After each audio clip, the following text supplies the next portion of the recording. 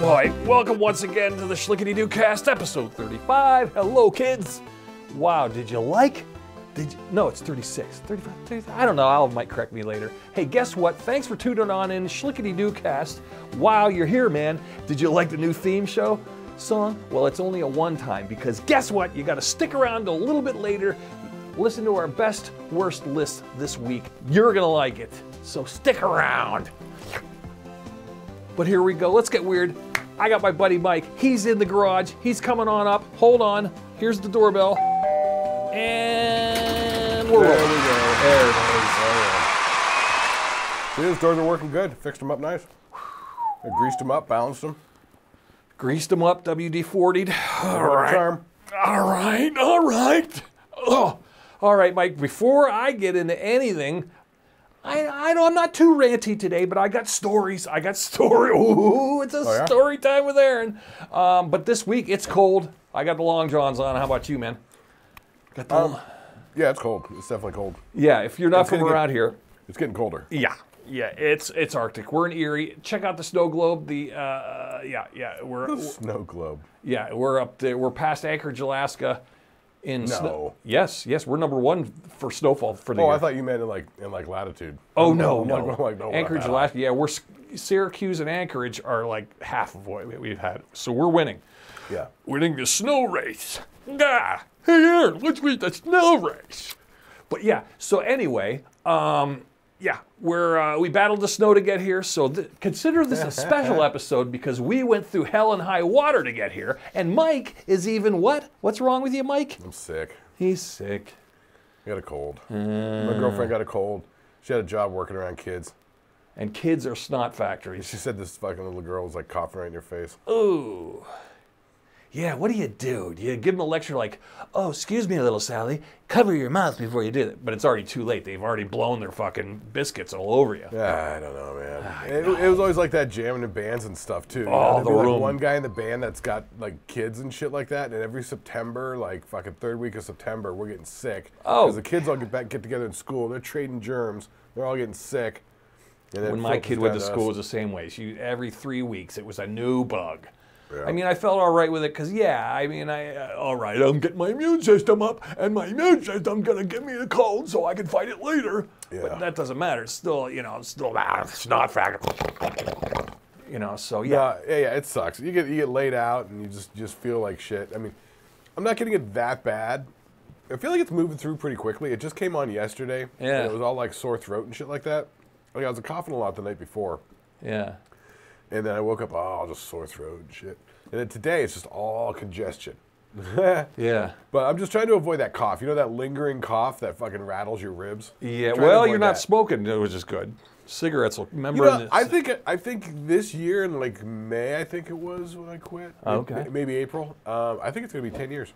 Wow, 10 years? 10 years since I quit smoking cigarettes. Seems like yesterday. I know. I know, I think I'm on 3, 2.5, maybe 3, 2.5, 3, somewhere in there, but... Yeah. I still miss it. I smell cigarettes sometimes. I'll see somebody smoking, and I'll be like, duh, duh, duh. I wish it wasn't bad for me. Yeah, because of the way I quit, I don't really have the cravings, Yeah, didn't you get the? I had pneumonia. Pneumonia, that was it. Yeah. Yeah, I couldn't breathe, and I had it for like a month. Wow. And so I just couldn't smoke, and the nicotine receptors die after like 10 days. Oh. Yeah. So if you could like not smoke for 10 days, you then don't have that physical urge to smoke anymore. But it's really hard to do that. So I just didn't start again. I couldn't smoke, so so there you go. It's been 10 years, no smoking. Yeah, gotta be healthy. The funny thing was the next month it was the last time I went down to Brazil. And I was so excited to go to the airport and fly because you know how much of a hassle flying is when you're a cigarette smoker. Because you got the nick fit. You're waiting for you're going between Altoids and scanning the place of where I could sneak a hit. Oh my God. I remember like landing one time at LaGuardia and you had to go from this one building like across this other building and I go, outside? And they go, yeah, you got to go outside. And I'm like, yeah. Yeah. It took me like an hour to cross that street. Oh yeah. I've done it. I remember in the Buffalo airport, walking across the place and going in a blizzard. Oh, God, go smoke in a blizzard. Yeah. Just fucking huffing them down if I get another one. It's madness.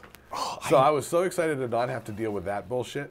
But what ended up happening when I quit smoking cigarettes and stuff it kicked off this anxiety in me that I had for like almost a year. It was so disruptive and it sucked. And so that started kicking off on the airplane. And I thought it was just the conditioning, you know, because you're smoking the airplanes and you can't smoke. But I know. It was a shit show.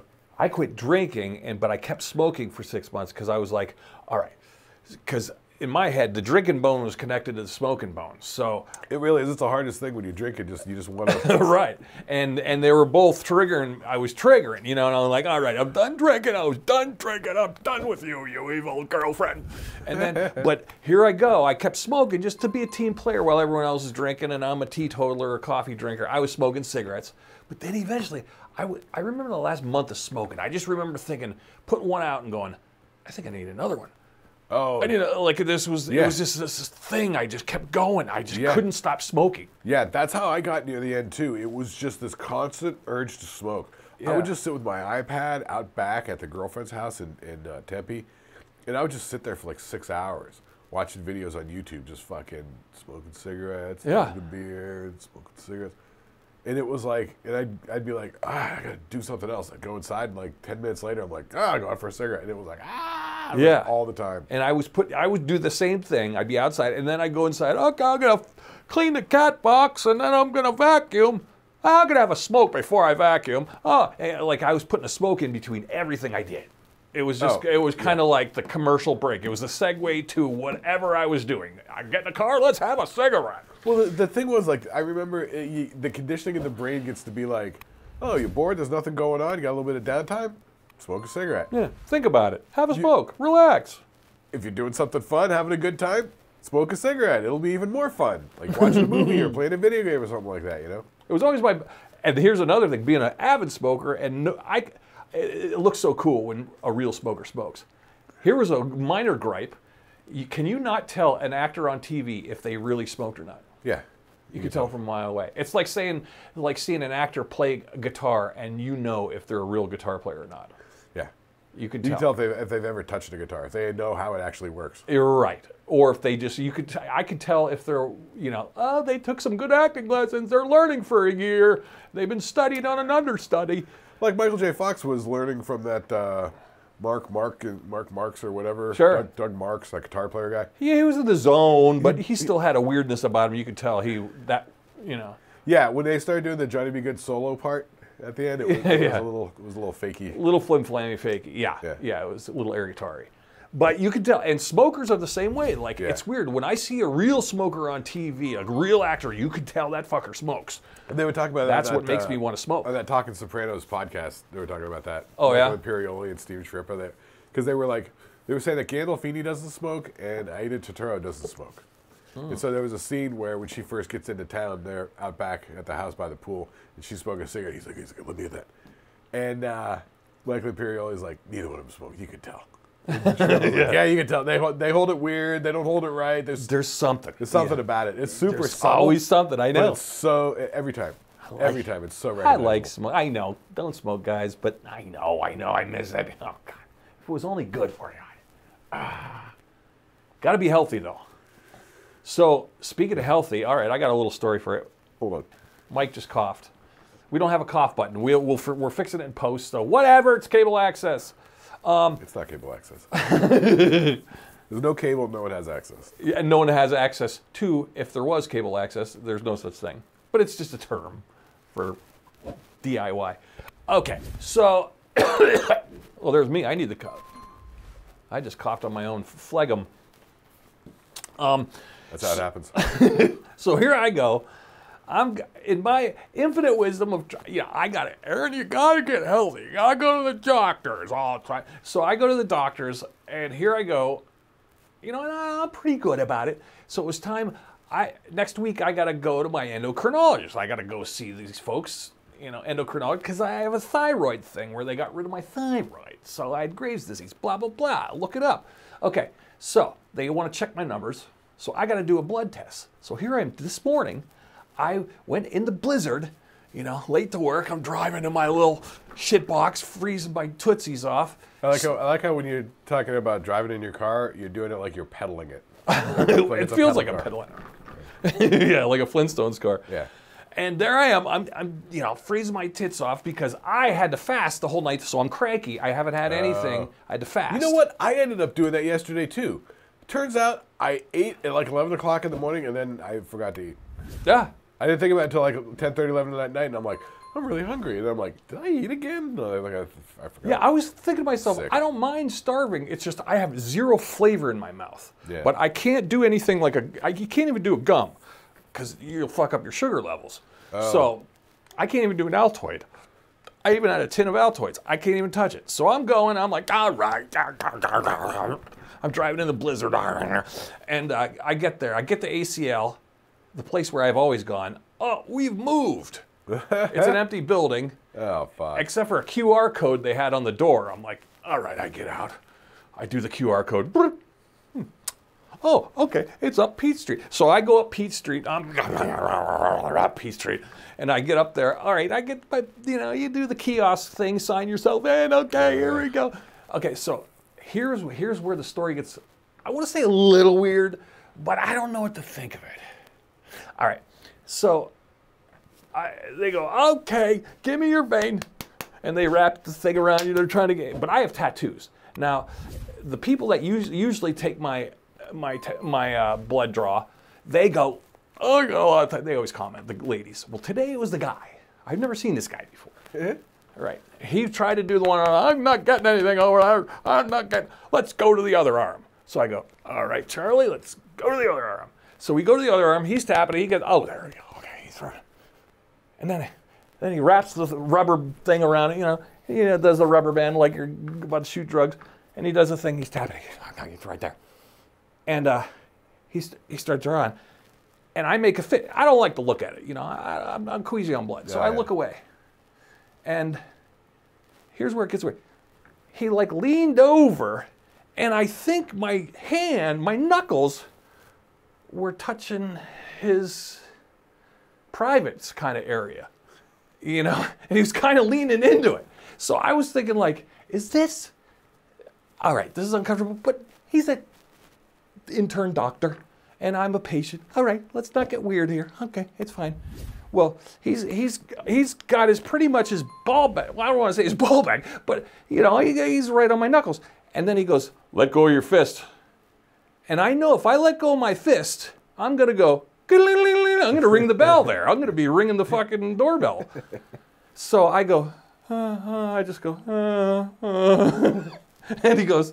And then he's doing some, and then I feel the tingle on my arm, like he must have missed my vein or something like that, because I'm not looking, I'm looking over here. Yeah. And I could feel the dude's nuts on my hand, and then I hear clicking around, oh, my hand's tingling, and I don't want to look, but I started feeling weird, like it was almost like that. Have you ever been like, when you were a kid, remember when you were a teenager and you had like, the hairdresser lady boob go on your shoulder or something like that, and you'd be like, it's not that you felt perverted, you just felt like, I don't know. It's not even stranger danger, it's just this weird, uncomfortable, like, all right, I'm touching his nuts with my hand. But I wasn't holding it. Well, if you opened your fist, you would be. Yeah, if I would have opened my hand like he did, I would have rang the doorbell. But here we go. I don't know. I just felt this weird, and then from then on he's doing the thing, and then he shows me the vial. Is this your name on there? You know, they want to double confirm. Yeah. And I'm like, yeah. Do you feel violated? No, well, not violated. I couldn't look him in the eye again. Like I couldn't look. He's like, you're done. I go, oh really? I'm done? Okay, well. You should have been like, oh, you just throw it away like trash once you get what you want. Yeah. Because before that, I was like, hey, how you doing, sir? Hello. I was all Mr. Jokey, happy high five guy. And then when the bell rang, I was like, okay. Well, okay. Like he might have felt the mood change in the room. Like it was weird. I made it weird. I made it weirder than it had to be. I don't know. It was just not good. So I had a problem there. That was today. I mean, would it have been better for you to say, I'm feeling a little uncomfortable with you rubbing your balls on my hand right now. Right. It could have not even been, it could have been, I mean, maybe it wasn't his balls. I mean, he could have just had like, I don't know, a pack of crayons in his lab coat. I don't know. Did they jingle? I don't know. I don't know. I kind of blocked it out in a weird way. I was just right at that moment where there's physicality touching my knuckles, and I just I shriveled up. Yeah. Should be like, you want me to tickle it for you? Be like, while we're here. I should have made the noise. Ding, ding, ding, ding, ding, ding. Be like, yeah, my tailor blows me. Yeah. I don't know. Yeah. Yeah, so that's the story. That's what I got. But yeah, I don't know. When you were a kid, you ever remember getting a haircut as a kid? I always remember I was telling this to the girlfriend. I was telling her, I remember when the boob brushing up on my shoulder when I was getting a haircut when I was a kid. And I didn't feel perverted like, or nothing. I just felt like, am I reading, like I felt like I was reading the room wrong. Like, and I felt super embarrassed. Like I didn't know what to say. Like I locked up. Like I went into this, like it was a weird psychological lockup I went into. I hit the same lockup I did when I was 11 getting my hair cut. It was weird. Yeah. Interesting. Yeah, yeah. So that's what I got. What else did I have? Well, what do you got? What do you? I got another story too. But keep going. What do you got? Whatever. You keep going. Well, I've been sick for a few days. All right. Oh, I got laid off from my job. Oh, yeah. I didn't know if we should bring that up. Yeah, it is what it is. It is what it is. Yeah, it's nothing I did. It's just a business decision. Yeah, it's more of a eliminate your position. Yeah, they didn't think I could justify like the need for a full-time position to do what I was doing. So anyway, whatever. So I've been I have not had to go outside a whole lot. Yeah, you've been kind of shutting in. Why not, dude? It's snowing. It's like it's fucking blizzard out there. It's hot out there. Cold. Yeah, it is. It's sort of hot. But you know, it does sort of remind me a lot of the winters when we were growing up and shit, like in high school and middle school and stuff like that, where it was like 6 months of fucking winter, like unending, relentless. And now that it's sort of sticking around a bit, yeah, it's reminding me that it's like, oh yeah, it's just gonna be fucking snowy winter for a couple months. Yeah, and right when you get to the wit's end, you got 2 or 3 more weeks to go.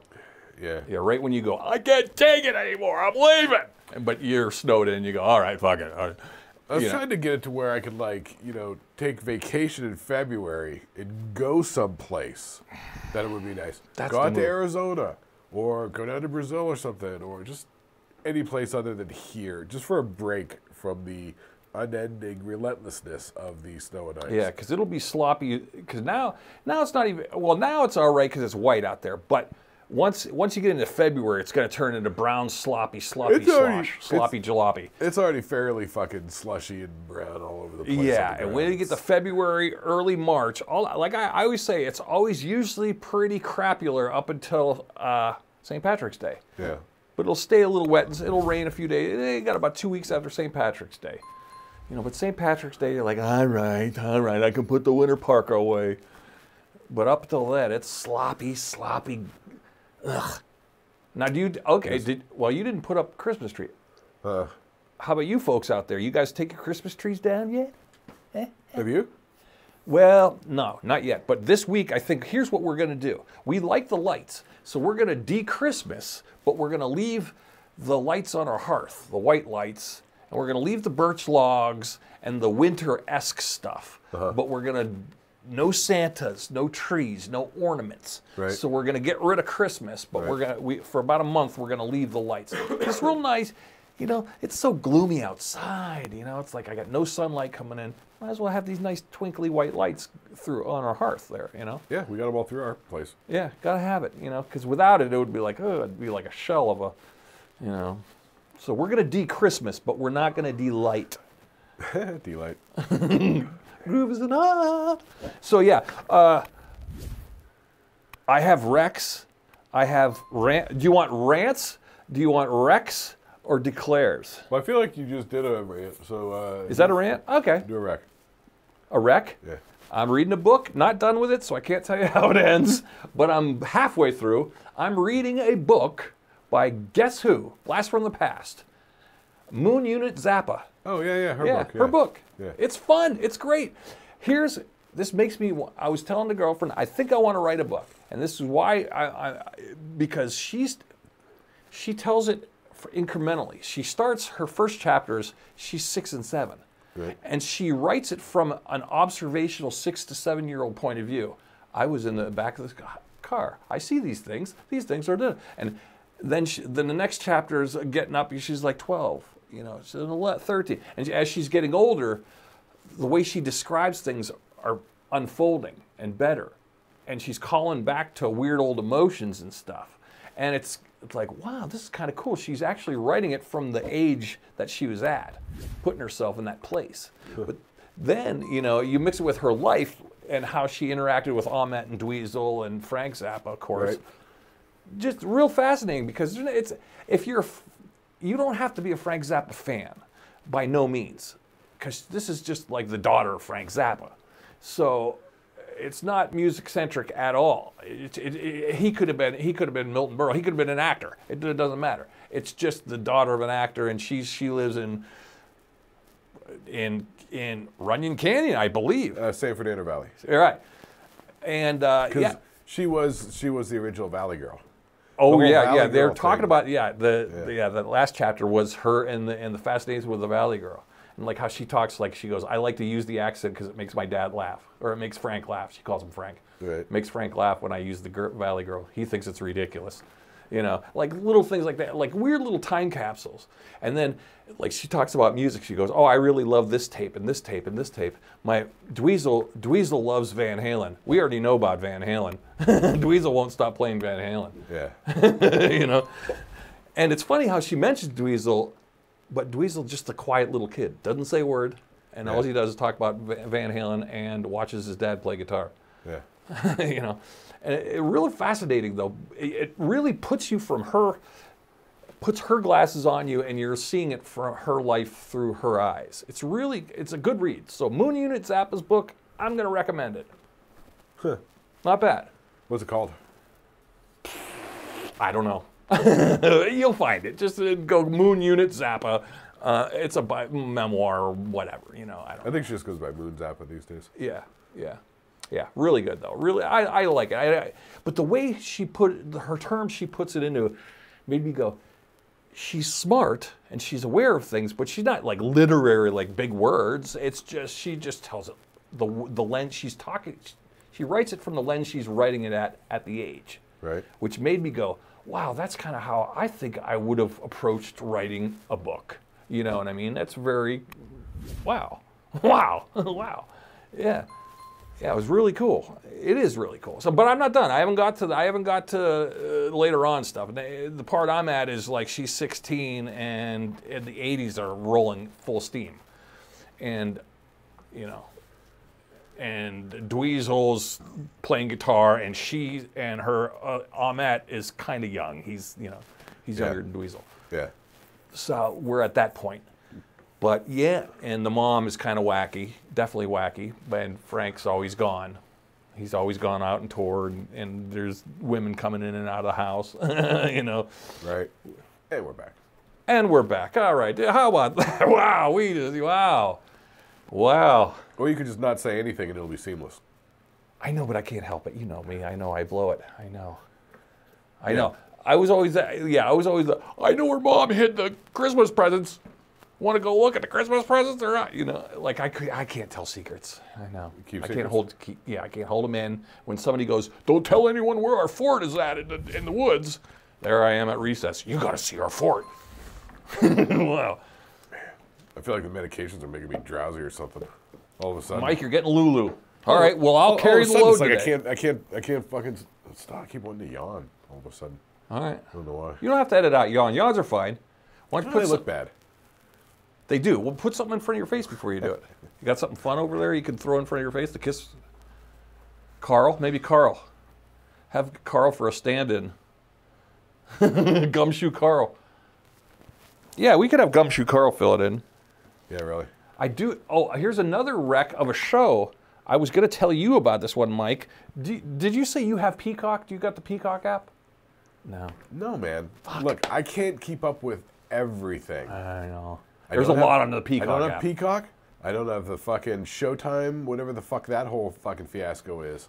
What's that? The Viacom, the MTV, the Paramount? Yeah, it's a lot. Yeah. There's the Paramount, there's the Peacock, there's the Apple. I don't have any of those. And I've had the Netflix for a couple of months. I'm about to get rid of that. Yeah. But I do want to watch that Godzilla -1. I keep hearing that's... Yeah, you all good. mentioned that last week. Yeah. Yeah, I was watching. Okay, I won't even go into it, but there's a movie or a show called Day of the Jackyl. Have you ever heard of this? That's the old one, isn't it? No, it's Jackyl. No, it's pretty new. Is it Denzel Washington? No, God no, God no, no. I think it's the kid. Remember who is the kid who played in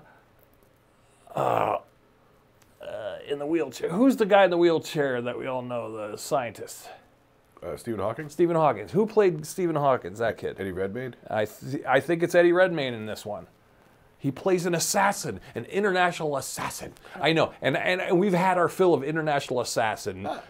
I mean, personally, I've had my fill of Eddie Redmayne. I'm not sure I buy him in anything. He was pretty good in this one.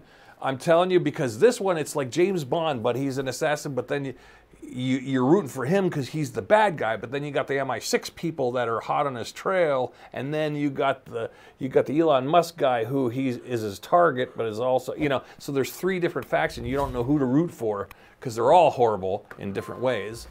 And a lot of layers, and once again, no movie. I think I'm done with movies. You want to tell me? I'll tell you why I'm done with. I know this is going to be a mini rant. Because you can't fit shit into an hour and a half. I'm watching this mini. This is like 9 episodes. This is 9-10 hours. Yeah. So I got my story. I got my character arcs. I got development. It's weaving and bobbing and weaving and bobbing. Right. If I'm a filmmaker or whatever, that's how you want to do it. Hour and a half. Fuck off. Well, I mean, it's a different thing with a different setup, and like when we grew up and we were TV watching, everything was either half hour or 60 minutes, 30 or 60 minutes, And then, or the movie was always 120. Wasn't the movie like 120 was always the magic number on a movie? Well, it was 2 hours. It was always a 2-hour block. 90 minutes of movie and half-hour commercials. But the point is, we had the 30-minute shows, the hour-long shows, and then the movies were 90 minutes, and that seemed like, like small, medium, and large, 30, 60, 90. Those were our entertainment chunks. Now, like you said, because of like Sopranos in the wake of all that, the series have gotten so good that they can dig into, like you said, character and plotting, intricate plotting, and subtleties. And stretch shit out. You don't have to stretch it all into dumb dialogue. Now it can just unfold with nuance. Yeah, we've been rewatching just, old Game of Thrones. And, those first, 4 or 5 seasons, it's fucking great, man. It's great TV, man. Some great scenes, great dialogue, great characters. And there's a lot of stuff they set up that it's like, man, I really want to see how this develops. But then, of course, it doesn't develop anywhere because Dave and Dan just started hacking and slashing and they didn't give a shit anymore. Sure. Fucking scuttled the whole thing. But, so you know what? We watched we watched the other day, last night maybe, that I was surprised the girlfriend wanted to throw it on, and I was surprised she really fucking liked it. And I was super surprised. Oh. The Fallguy. Old one? Like the Lee Majors one? She didn't even know that existed. Oh, you made her watch an old Lee Major Fallguy? No. Oh, the newer one, the remake. From this past year, from 2024, with what's-his-face, with the crooked eye, Ryan Gosling, and Emily Blunt. I like Emily Blunt. I'm a big fan. Emily Emily Blunt great. fan. I think, look, I've been a big fan of Emily Blunt ever since that fucking Live, Die, Repeat. Mm-hmm. Yeah, I liked her. She always sinks into the role good. She did some action scene, fight scene-y shit, man. Fucking, she's good at it, man. Wow. She was good at it in Edge of Tomorrow.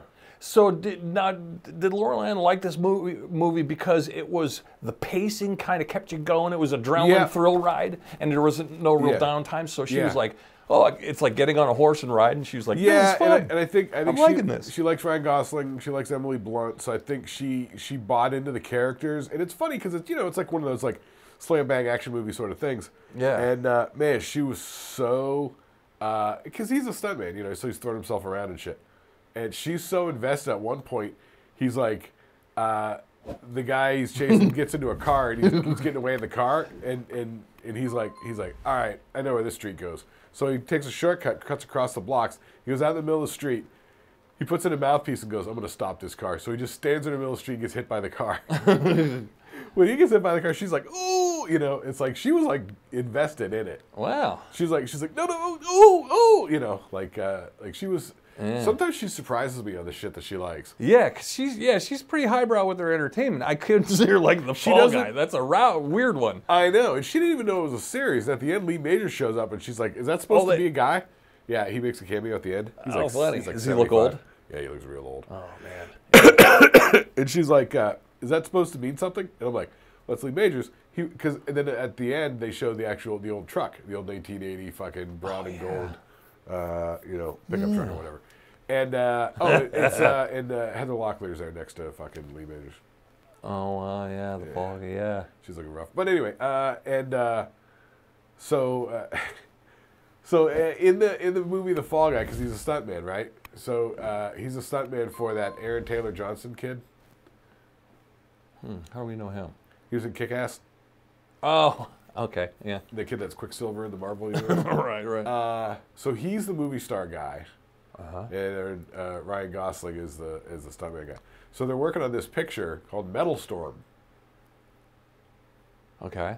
Also, back in 1983, when Fall Guy was on TV, there was a movie in the movie theaters called Metal Storm: The Destruction of Jared Sin. Oh, really? I saw it in the theaters in 3D. It was terrible. I don't remember that one. Wow. Yeah, it was a year after Megaforce. Remember how bad that was, too? Oh, I remember Megaforce. I don't remember that was Metal 82. Storm. Yeah, no one did. Yeah, it was on the theater. It was fucking terrible. Wow, that's an old one. Now, if anyone knows what he's talking about on that one, wow, consider yourself fucking plugged in. Yeah. So she liked Fall Guy, which completely surprised me. She really liked. She's like, this was a good movie. She really dug it. I remember one time also surprised the hell out of me. I showed her Killer Clowns from Outer Space just for ridiculousness. Oh yeah. She fucking bought it. She dug it. She's like, that's a solid movie. I'm like, what? Solid? No, that's like it is. It is, but it is though. Is it? Yeah, I mean, I saw it way back. Yeah, back on like HBO in like 82, 83. Yeah, and I think we were either half. It might even be before I was a stoner. I might have seen that one like. I thought it was there was dumb. a whole bunch of them. There was like, Critters and some other thing. Yeah. Tremors, Critters, and all those. No, not Tremors. That was underground shit. These are things coming from space. Yeah. Like they were like aliens from space that come down to Earth and then transform to look like people or something like that. It sort of blended. There were 2 or 3 that were very similar, and I remember one of them was Critters, but that was like the worst of them. Yeah. But there was another one that was very much like it that had a sort of similar name, but that was a pretty good flick. I remember those. Those were sort of fun movies. They were the sort of ones that you sort of discover on HBO. Yeah. Like, never heard of this, but that's sort of fun. Yeah. It's like midnight. It's Thursday, midnight. Yeah. All right, I'll watch it. Got a couple of good concepts, a couple of good scenes in it. Yeah, and it might have dawned a picture in the HBO guide. You go, there's a picture. Okay, all right. Yeah. It's good enough to get a picture in the HBO guide. I think I got to watch it. Yeah. Right? Yeah, so that's that. Okay. Well, we don't have time. I'm going to wait till you're more lucid for our penguin talk. Oh, yeah. The Penguin. Holy crapperoons. Yeah, that's a real good series. I know. I don't even want to get into it now because first we got to preface it by anyone watching it. Before you watch the Penguin series, you got to watch the fucking... Do you think so? I think so. Because I was telling you to watch It's the essential. Batman.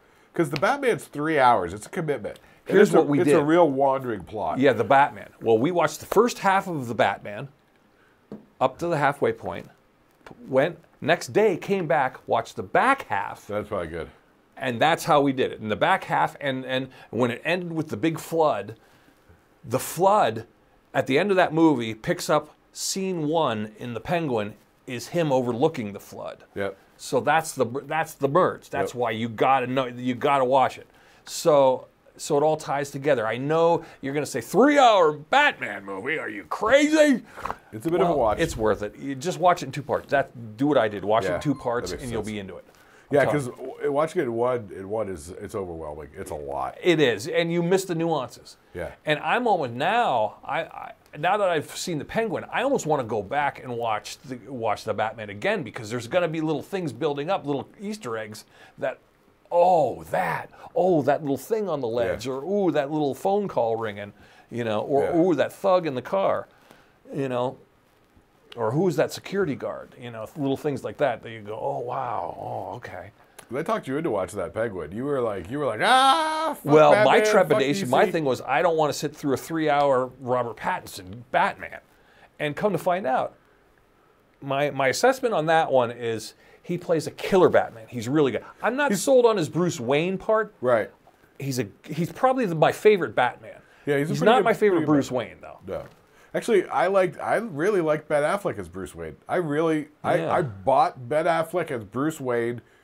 He's got that physicality. He looks like a rich boy, but you could see just boiling underneath the surface. He's like fucking mad at everything. He's just ready. Yeah. You know, I really like Ben Affleck as fucking Ben Wayne. I thought his Batman was okay. Yeah, the suit was a little clunky. Yeah, the Pattinson Batman was pretty good. Yeah, I think he was excellent as Batman. And it was a little emo, a little over the top, but you know. But well, the only reason they say emo, the two reasons. They have the Nirvana songs in it, in the soundtrack. That attributes to the emo. And the fact, when he wore the black cowl, he would paint black around his eyes so that his skin would blend in with the black cowl. Right. But that's why. So when he pulls off the cowl, he look, you know, he has like black makeup around his eyes. But he did No, but it's just things like, you know, when he's beating the guys up, it's like he goes into some sort of like, you know, transcendent state where he loses himself in the fucking violence that he's committing or whatever. True. It's a little fucking over the top, Yeah. whatever. It either seems like he's supposed to be like out of control nutty, or he's so damaged that he loses control at this way. It's like, I don't know. Well, Does he have to be half unhinged? I guess so. I don't know. he's young. He's probably early 20s here, and Right, you know, I've heard people call it Batman Year 2. okay, He's like new Batman, you know? yeah, because Alfred in here isn't old ancient Alfred. Alfred seems to be about 60, 59, 50, somewhere in the 50s. Andy Serkis. Yeah, so Alfred almost is like the father figure. Right. So Alfred doesn't seem like frail old Alfred like they usually do. Right, because when we grew up with the 66 Batman, he was basically just like a British fuddy-duddy butler. Yeah. You know, Alfred Napier. And I like the idea of using Alfred, though, more. I always thought the Alfred was an untapped resource for character. yeah. He almost needed a spin-off. They did. There was an Alfred Oh, yeah? series that was on TV Oh, yeah? where they were exploring that because he's British. He was with like MI5. He was like a secret agent over there. Okay. You know, and then he retired from there, ended up over here somehow. You know. Yeah, the thing. a lot of room to play with that one. So that's that. I don't want to go into the Penguin yet because I don't want to give it away, but let's just say I'm going to recommend it, but first I'm going to have to recommend. So today's rec for a movie, we're going to have to go with the Batman, the Robert Pattinson Batman. But I'm going to tell you to watch it in 2 parts so you don't get stinky pie on it. The whole point is Penguin's so good that it justifies a 3-hour investment watching the Batman. Yes. Yeah. And that investment, I'm going to say, so you stay with it and don't abandon it, you go 2 parts. Go 2 parts. Go twice. Yeah, no, it definitely makes sense. Because there was a day a couple of years ago where I had the Batman thing just on the HBO. I was just like at home alone. The girlfriend was out of town, and I was just sitting there like playing guitar like all weekend, just like writing stuff and laying tracks. So I just kept running I ran the Batman movie like 6 times. Oh, jeez. That day. It was just all day. I just kept running it. I can't do that. I mean, I wasn't paying attention to it. I didn't like muted, you know what I mean? Yeah, but you lose the. Yeah, I like to be in a movie. See, I like to dim the lights. I like to focus on the movie. Because I try to go with what the filmmaker intended. You know, the filmmaker didn't make that beautiful piece of art for you to be sitting there with a guitar and a fucking Zagnut hanging out of your mouth. I don't care. Whereas, you know, but, you know, I guess it happens. I guess he's probably thankful you watched it at all. But I mean, you can look down at me all you want, but I fucking watch that movie fucking more than anybody. I read it like 9 times in a fucking day. Oh, that's funny. Like 15-hour day. I'll just fucking replay it. I just didn't want to think about finding something. I'm going to sneeze. I know, right? And we're back. How about that? Yeah, so, I sneezed. I had to blow my nose because it was full of fucking snot and I couldn't fucking breathe, and I still can't breathe. I haven't been able to breathe all day. I always think, that's what I always thought, like, my concept when I was a kid, and it's kind of true, like, when I had a fever, I always pictured inside my sinus cavity like a giant zit, and it was growing and growing and pushing against my cerebellum and making me dizzy and sick. And then when it popped, it would be all the snots. So I was thinking of it like a brain zit. And I always thought, well, I'm snot, I'm blowing my snots, hachoo, hachoo, hachoo. But that's good, because that means the brain zit popped, and it's no longer squeezed against my cerebellum. You know, like I always thought, right, it's the back end, it's the brain zit. It popped. Yeah, that's how I always justified it as a kid, but no. Till pneumonia sets in. But, all right, so here we go. I got a list for you, Mike. Oh, your list? And this will explain why I had funny music in the beginning. Funny music in the beginning. Well, so I was thinking about it, you know. I'm going to lay a concept on you, and it's going to roll in the list. Here's the concept. You remember this? This is for the Wayback Machine. Remember we used to get dropped off? We got dropped off at the mall. We loved the mall. Yeah. Well, yeah, that was the place to hang out. I mean, back in the 80s, there was no social media, no fucking internet. Yeah, the mall was the market square. So here we go. We're dropped in the middle of the mall, but one of us forgot our money. So we go, I want to go to the arcade, Mike. I got no money. And you go, well, I got 8 quarters. I got, you know, so we raid the phone booth. We pull all the quarters out of the phone booths that we can find. The payphones. Payphones. Yeah, the row of payphones that were in the circle. And yeah, there were these banks of payphones. Oh, yeah. Like 5, 6 places in the mall. Yeah, and you just open the little latch. Then, next step, we need quarters. We got to get to the arcade. Because what would happen, people would use the payphone, and then they'd hang up and walk away. And then sometimes the payphone would kick the quarter back, but the person already left. Yeah, so more times than not. If you went and just stuck your finger in there, you can see if there are quarters in there.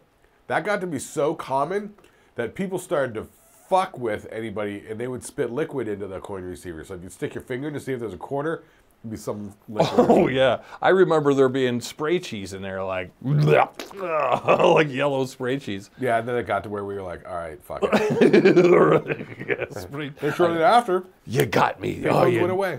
That would have been something I would have done, is put spray cheese in there, but it got me, and I. It was like, you could take your McDonald's cup with the melted ice in it, take a straw. You know, put it in there, put your finger over the top of it. Yeah. Lift the liquid out like a pipette from science class. Right. Bloop, right into the little coin receiver. Well, the next place to get the quarters, where are we going, Mike? To get the quarters? Oh, the fountains. The fountain. All right, there we are. All right, cover me. We're pulling up our sleeves on our shirt. Cover me. We're going in. And we're reaching in the fountain. We're grabbing all the silver we can from the fountain.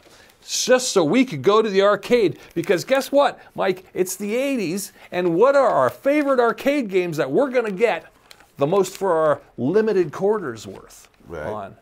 So here's my list, guys. The best and worst 80s arcade games, but not best and worst because they're the best and worst games. I'm just saying, what could you get best and worst in the sense You're talking like playability. Yes. What do you get your quarters worth?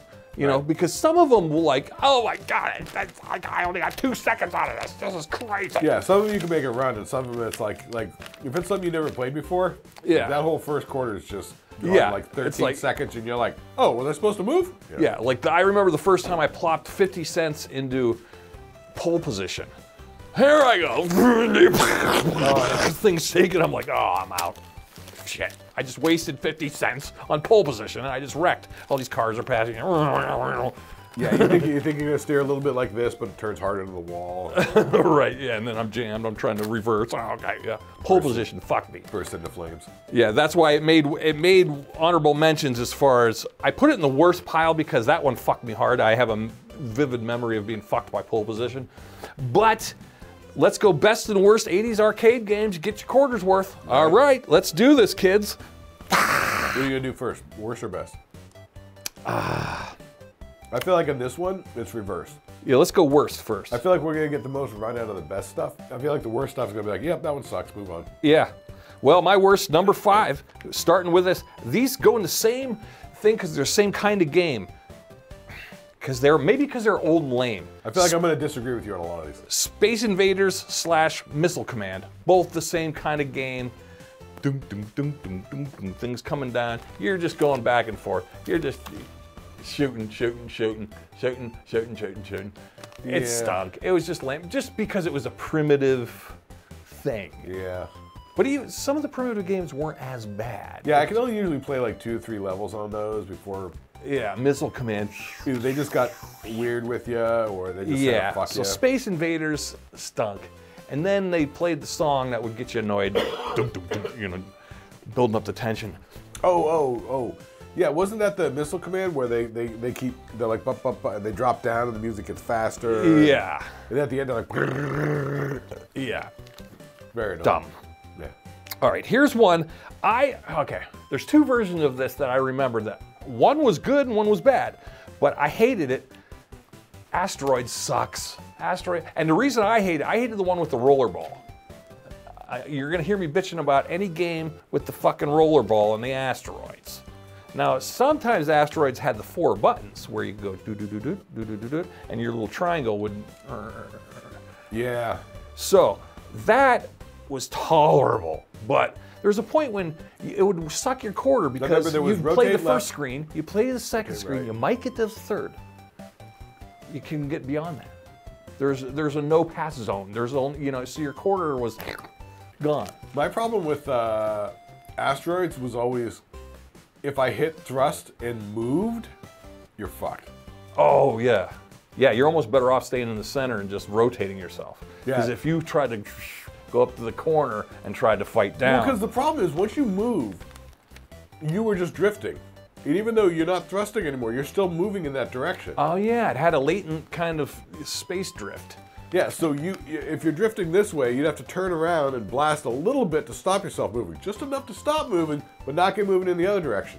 Yeah. Meanwhile, 5 asteroids are coming right at you. Mm-hmm. It was... And it was almost designed so you couldn't beat it. Yeah, because it was like, once you're moving around, and there's asteroids everywhere, they're coming in from every shape and size, and it's like... And then you add a rollerball to it? Come on, stop. I don't remember the rollerball. I just remember there being like rotate left, rotate right, thrust, and then fire. Oh, that's right, yeah. So that was annoying. That one was a quarter waster, but you'd think being an older game, you'd go, all right, this is an older game. I'm gonna beat this one. I got this one. I got it covered. Give me a quarter. Well, the thing about all those old games is they all have the same gameplay, which is each level was progressively, exponentially harder. Mm-hmm. That was kind of that was the 80s motive, was really just get harder and harder and harder until you got to an intermission. Yeah, because it was like the chips were limited, the memory size, so they could only have so much of a game. So if they can only have 20 levels, believe me, level 20 is going to be damn near impossible. Yes. So yeah, that one sucked my quarter. I got pissed on that one. Here's one that I always got sucked into it because I liked it. I liked the concept of it. But then I quickly, after I wasted 3-4 quarters into it, I'd be like, this stinks. Frogger. Frogger sucks. I always kind of liked Frogger. It always appealed to me. But yet, once again, they would just have this wacky gameplay where it's like actually impossible. By the 3rd or 4th level, you cannot get across. Right. Yeah. It's impossible. Yeah. And you would literally need a cheat code. It's like one of the lanes of traffic is going so fast that it's hard to avoid getting hit there, but then it's like, where do you go to get out of there? The next one. So you got to time the 2. Yeah, and sometimes you'd be like, you go up in the middle of the street, and then your frogs, you'd have to run along next to one in front of a car. Yes. And up, it was annoying. Yeah. So, yeah. Yeah, Frogger was always a letdown, but I always had high hopes for Frogger, so I called it a quarter waster. It was a quarter waster. It was a fun concept. It was attractive, but boy. Yeah. And it's funny, all these games that I hate the most, I always remember them all at Pizza Hut. They were always the weird sit-down ones when you go to Pizza Hut. Well, that was the thing, like when we were like small kids, like Pizza Hut used to have like 2 video games and a jukebox. Yeah. Yeah. And that was what you did. If you could get a couple quarters. So 3 was Frogger. Oh, number 2. Okay, this is why. Once I hated the rollerball because the rollerball wasn't, if it was maybe fresh from the factory, it probably could have been cool, but every rollerball I've ever touched was Centipede. Centipede, come on. Oh, that's right. It's coming down, but you're rollerballing and did a fight. Centipede was sort of like asteroids, and like once you start rolling around, once the speed started, so you got the first board, you're like, all right, that first board was cool, sleeves up. Second board hard, third impossible. You're really on the bottom like Space Invaders. You can go back and forth and shoot up. But actually in Centipede, you can move up off that line. Uh-huh. If you started moving up off that line, all of a sudden, the little mushroom things that are sticking up. Yes. You bounce off those. You can shoot through them and blast them away. And the worms coming down. The worms are coming down. Yeah. There's a lot going on. Yeah, and there was a lot of things in the peripheral that would kind of sidetrack your eyes. So you. Oh, they're always just like they drop a spider, you know, so you can't go over there. Or yes, yes. Yeah, wait for that thing to fall. Yeah, and at first you go, oh, this is a fun game, and you keep trying. This is okay, all right, but you quickly realize it's a quarter waster. It's frustrating. It was a frustrating quarter waster. Frustrating. There's a lot going on. Kind of a scam. But here was the one that I remember losing a lot of money on. What number is this? That was number 2, Centipede. Okay, number 1. Here's one that I always lost a lot of money on. Anything with a gun. It was, I don't know if it was a duck hunt or a deer hunter. It was a rifle game. Oh, that hunting game. Yeah, and they always, I missed every time. Big game or something? Yeah, big game. I think that's what it was called. Yeah, had a deer. Big game hunter. Yes, big game. That's it. That's it. Yeah. And it was a waste of money. Yeah, it was. And that was the beginning of the games that there's a time when you play your quarter, you ran out. But then they go, do you want to continue? Oh, 10, that's right. 9, and you go, you're shuffling in your pockets for more quarters. Oh my God, continue. Continue from level 3, oh my God. Yeah. Right, and then you pick up where you left off, that hard level that you can't beat. Yeah. So you're basically feeding the machine, trying to beat this level, and then you might beat it, and you go, all right, I beat the level. What's the next? one's Level even harder. 4, yeah, exactly. Fucking sucks. But honorable mentions for those horrible games, those ones are bad. I remember, well, Tempest was bad. No, Tempest wasn't. You like Tempest? I like Tempest. Tempest was very simple. You were just spinning. The knob. It had a knob. Yeah, just spinning and shooting. It would go around the spiral like a spider web thing. And I liked because it would fire as fast as you could hit the button. And I could hit the button fast. I could unload barrages of fucking... Because in Tempest, it's like a 3D thing. And so the bad guys are coming up. You just spin around the top and be like, shoot on everything. And then the shots go down and you're spinning and you're laying down a second layer that's still going. And it's just like... I might have to revisit... Okay, I'll pull Tempest off the honorable mention. Tempest was like, I liked when it was loud.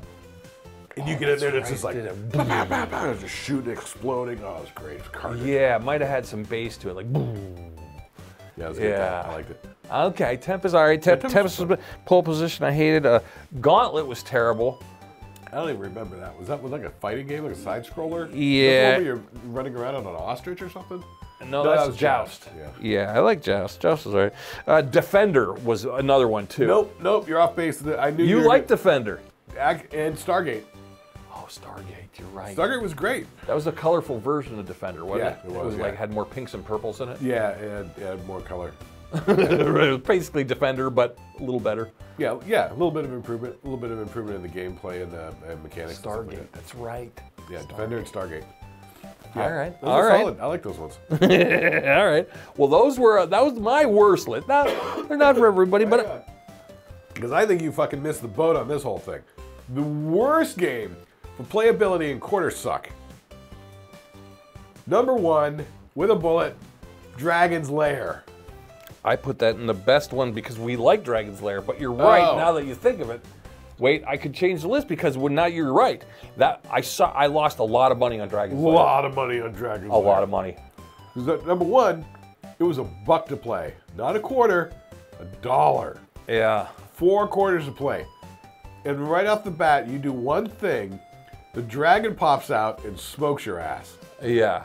Every time. And the only reason we liked it because it was like a cartoon, you know? It looked like a Don Bluth animated cartoon. Yeah. I know. Have you ever, I wondered, they probably have it on YouTube. Can you watch the whole completed? I think somebody's got it up there. Yeah, where you can just watch Dragon's Lair from beginning to end, somebody winning it, you know, and not hit the... Just watch all the cutscenes, all the narrative cutscenes. There used to be one, and it was almost looked like an anime, but it wasn't. But it was like a British spy guy, and it was the same kind of game. I used to love it.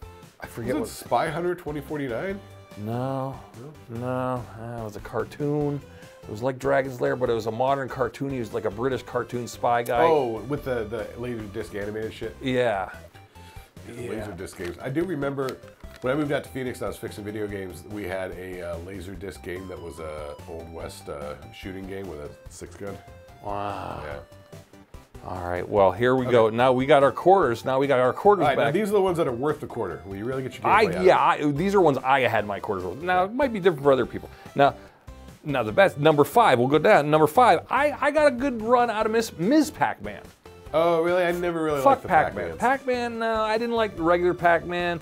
I played it because we had to. It was there, but I like Ms. Pac-Man. You know, he seemed like so limited with that dumb maze, and they always got you stuck in a corner with two guys coming, and there's nothing you could do. Well, Ms. Pac-Man, no, because Ms. Pac-Man had different outlets, and that maze would change. Dude, I was so burned out on Pac-Man that was like Miss Pac-Man. I was like, it's the same thing with a bow. Like, I'm done. No, it had a lot more layers. It was a lot more interchanging, and the intermissions were better once you get them. Yeah.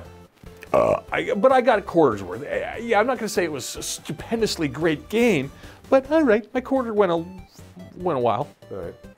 Here's another one. Now I had to put these two together, but I guess I can break them up since we moved Dragon's Lair off. I got a lot of time out of Dig Dug. I loved me the Dig Dug. Dig Dug was fun because you weren't locked into movement. Yes. You could kind of go anywhere. Yeah, you kind of made your own maze that other people would, and then if the monster came down, you could shoot him and blow him up with air. Yeah, and then he'd explode, and his eyes would have to go back up to the top and get another body. Right.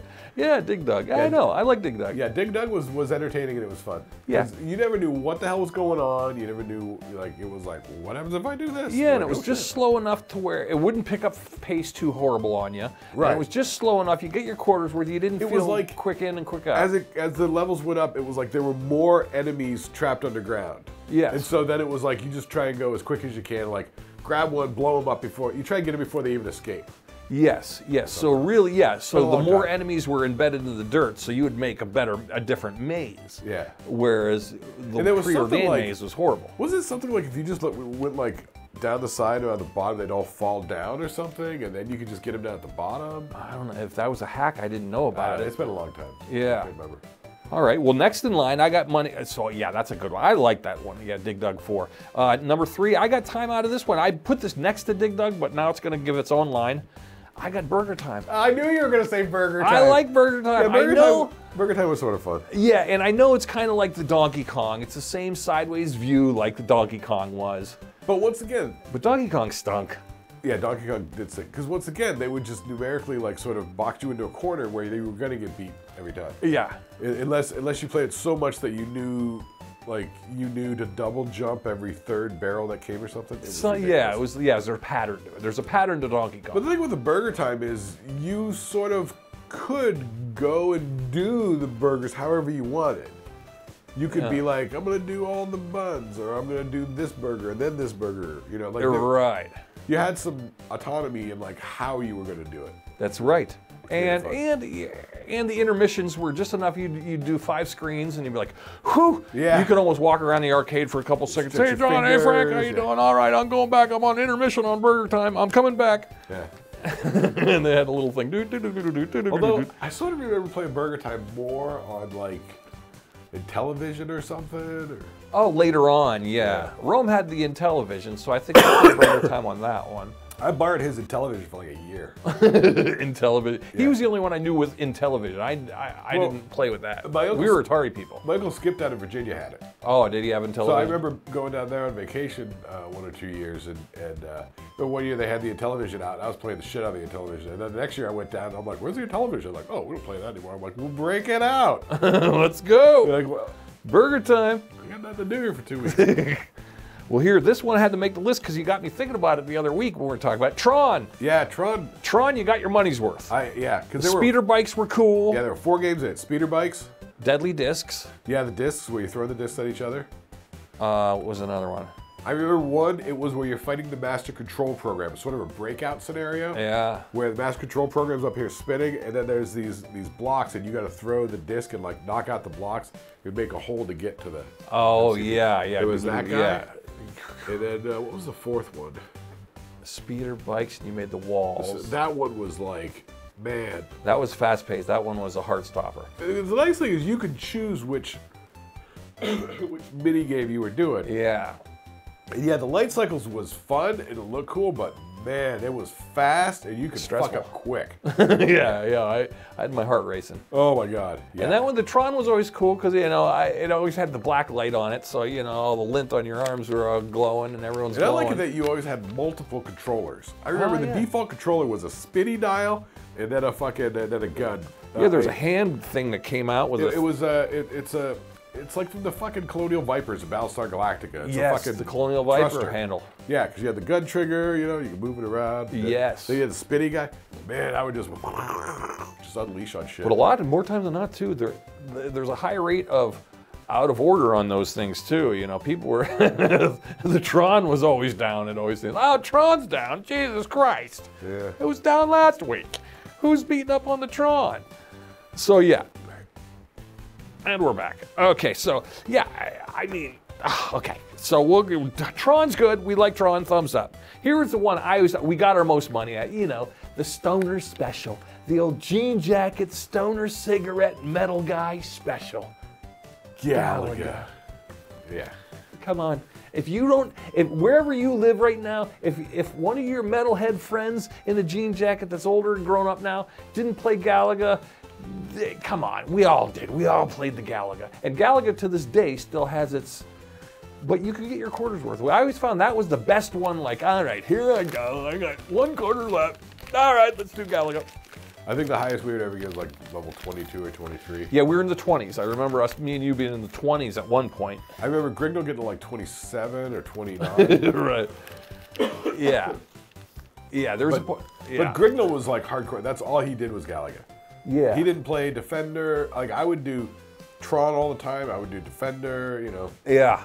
Yeah, I tried different games here and there. That would eat up my thing. You know what I always liked? That was, boy, I don't know. It's sort of right in the middle. I got a couple on here for honorable mentions. This could be on it. Yeah, I sort of enjoyed it. The graphics sucked. The gameplay was sort of fun, but sort of not. And you would just get your ass kicked on. You didn't even know what happened. Battlezone. Battlezone. Remember we had the 2 controls and you're like a tank driver? Oh, it was a tank thing. Yeah. Yeah. Oh, yeah, yeah. Oh, that's what it was in Tron. That was the 4th game. The tanks. The tanks, you're right. Shooting the pellets or something. Yeah, it was it was a takeoff of Battlezone, kind of. Yeah. Like it was their own. Well, Battlezone was knocking off Tron. All right. Was it? Because the Battlezone tanks, like the Tron tanks, were kind of squat and like angular. Yeah. And, you know, yeah. Okay, all right. Because the Battlezone was wireframe. If you know wireframing from animation, it's just the geometry without the fill. Yeah, without the fill, it was just the outlines. Yeah. Which was kind of cool. That's the way. Yeah, that's the way even like Tempest was that. Well, that was the whole thing in the early '80s. That was computer graphics. Yeah, but I liked it. I think it's simple. It affects, you know. Yeah. Now here, a couple of honorable mentions. I don't think Pac-Man should even make the list because that's kind of a given. That's like the Kermit the Frog on the Muppet list. It we is. know Pac-Man. Whatever. Pac-Man, goodbye. I never liked Pac-Man. Yeah, step aside, Pac-Man. Early Mario was about early Mario. Talking about early Mario. Yeah, Mario Brothers. It was Donkey Kong. Yeah. After that, the original Mario, but I think I was... Was there Mario Brothers arcade game? Yeah, but I think it was a very primitive version of what the Mario Brothers we all know. Well, it was a sidescape looking thing, and you jump over the mushrooms and go down to the, you know. Boy, I don't know. Yeah, like I said, there was a period where I stopped paying attention to video games at all.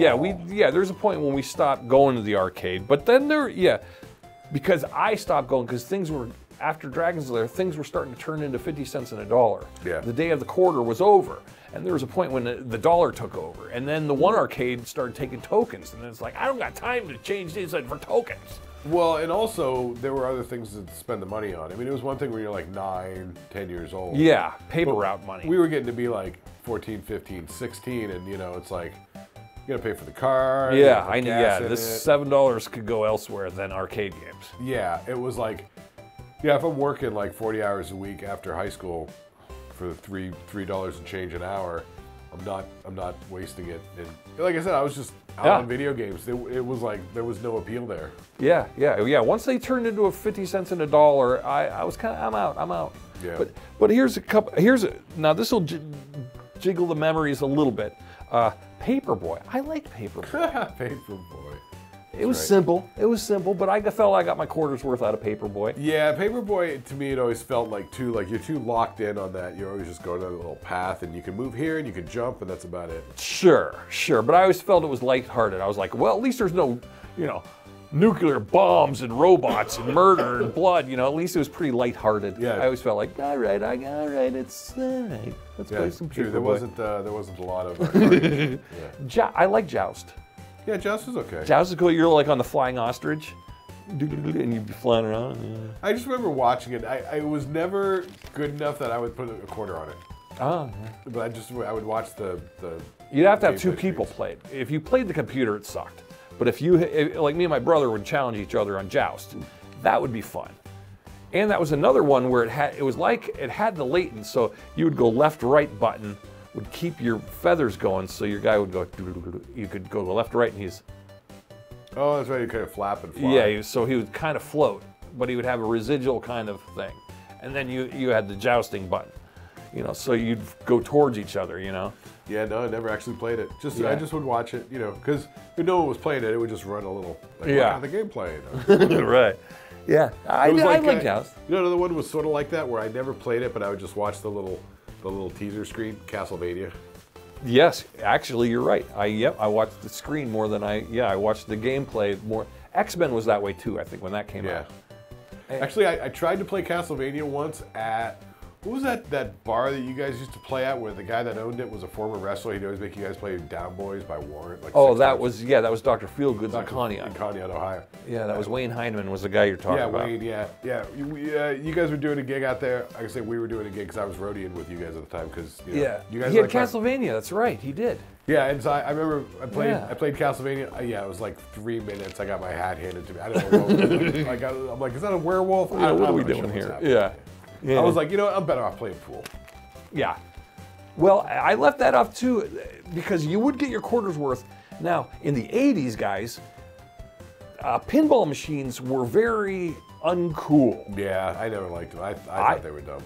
Well, I kind of got to disagree. I like the 2-level. Black Knight was a 2-level one. I remember the Black Knight when that was at Red Baron. Yeah, and that one was cool. You get your money's worth out of the 2-level one, because I'd be like, all right, and then all of a sudden there's 2 or 3 balls floating around. You're like, holy shit! And it was hard, and it was bigger and heavier, so it wouldn't tilt as easy. The 1-levelers you bump it. Oh, tilt it. Oh shit! Call the guy over. But the Black Knight was big and heavy. I wouldn't mind a big Black Knight.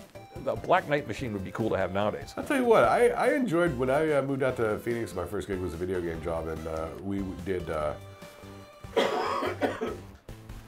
video games, redemption games, which spit out tickets, and pinballs. And so we would refurbish pinball machines. That'd be fun. Sometimes the boss would just, like when you had a shop day, the boss would be like, hey, go out to this store, pull this pinball, bring it in, refurb it. And you'd spend all day. You'd spend a couple days. You'd spend 3 or 4 days. I'd totally do it. And you just, you slide out the glass, you put it somewhere it doesn't get broken, and then you go through, you flip it into test mode, it turns on all the lights, you make sure all the lights are working, replace the bulbs if they're out, and all the little plastic pieces and stuff. If there was one, I remember there was a little plastic piece like this and it broke in the middle. And so it was held, one on either side, so it was just flopping in the middle. So you go through and you find all those parts that you need, you get a list together because there was a manual inside. You write down the part number. We go down the street to Golden Coin, who was like the vendor based out of Las Vegas, and we put in the parts order. Wow. Then the parts order would come in, a couple of days later or whatever, and there'd be an envelope in it of all the little plastic pieces, brand new for the thing. Wow. You replace all the rubbers and all that sort of stuff, and you take the wax with a cloth and you get all the ball marks off the surface. It was fun. It was fun. Yeah, it was a good time. I could see cleaning a pinball machine would be kind of weirdly, relaxingly cool. Yeah, fun. Yeah, I like. It'd be a fun project. Because it was just sort of mechanical stuff. Yeah. But the main thing was just because you had Mountain Coin right down the street. So you just go down there with a list of shit. They order it right from Williams. They get the parts straight to them from the manufacturer. Sure. Because we didn't care. I mean, those things had already paid for themselves years ago. Oh, right. They're just money spinners. So if you could get it working. Because they were on the Peter Piper pizzas. Right, we talked about that when we had the Chuck E. Cheese episode. Yeah. So and the only other honorable mention I had on there, I liked the track and field was all right. Oh, that's right. That was an arcade one. I always think of that as being on Nintendo, the old NES. In the arcade, track and field was cool. I had a way I could take. I did it through playing bass and stuff like that. I figured out to take my thumb and my finger and I would go like that. So I could run. I could make my guy run really fast, and you do the jump button. So I go. So I was literally air drumming on that thing, and my track and field guy was cooking. I was good. I got my money's worth. I only remember it on the NES and doing it on there, and you couldn't do those little buttons fast enough. No. And I remember Rome took a AA battery, and he just started mashing across the Vietnam. Oh yeah. And it's like scratching the plastic, and I'm like, "What are you doing?" He's like, "I'm winning the race," you know. You can't do that. Yeah. That's cheating.